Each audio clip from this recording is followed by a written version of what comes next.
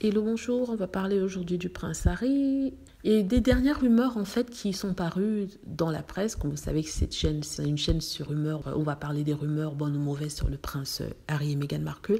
Et comme cette fois-ci, c'est le prince Harry qui est à la une de tous les journaux et de tous les sites internet. C'est de lui qu'on va parler. J'avais déjà parlé de Meghan Markle, j'avais expliqué hier qu'on disait que c'était sa faute s'il avait écrit ce livre et que c'était ses mots qu'il écrivait. Ce qui est étrange puisque ce n'est pas de leur vie à deux dont il va parler, mais plutôt de sa vie à lui. Donc ça ne peut qu'être que lui qui écrit cette histoire. Et non, ça ne sera pas les mots de Meghan puisque les 3/4 du livre ne seront pas à son propos puisqu'elle n'était pas présente lorsque c'est arrivé. Alors, je parle aussi de ce livre pour rappeler que le prince Harry est en droit d'écrire. Or, les tabloïds dénoncent sa démarche dans le sens où il n'aurait pas demandé la permission, oui, je dis bien la permission, au prince Charles et à la reine pour écrire ce livre-là. Donc, c'est-à-dire que c'est un monsieur qui a 36 ans, qui souhaite écrire un livre sur sa vie. Il doit demander la permission à la reine et au prince Charles et William avant de le faire. C'est ridicule.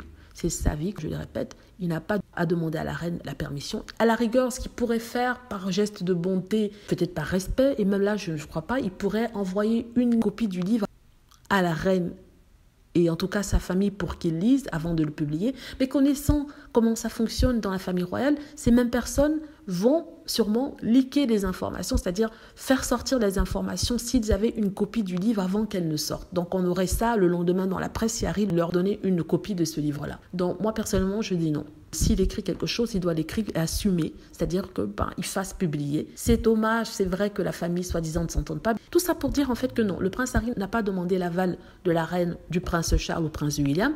Qu'il gagne 20 millions d'euros ou de livres, comme on dit qu'il a gagné avec ça, c'est son problème, c'est son argent. Il n'a pas demandé au prince Charles s'il peut gagner cet argent. En tout cas, c'est que ça dans la presse, ça n'arrête. Tous les trolls, les haters sont sortis en force pour dénoncer le prince Harry, le fait que ils puissent écrire ce livre-là alors qu'eux-mêmes ne se gênent pas pour écrire des tonnes sur lui. Donc, c'est ça.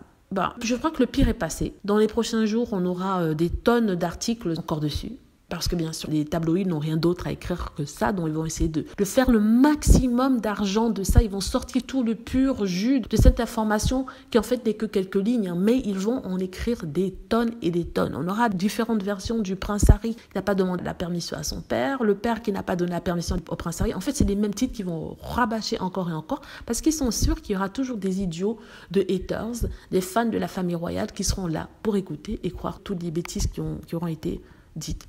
Voilà, j'espère que vous avez aimé la vidéo. N'hésitez pas à cliquer sur like si c'est le cas, à vous abonner pour plus de vidéos et à cliquer sur la petite cloche afin d'être averti lorsque je poste une nouvelle vidéo. Merci.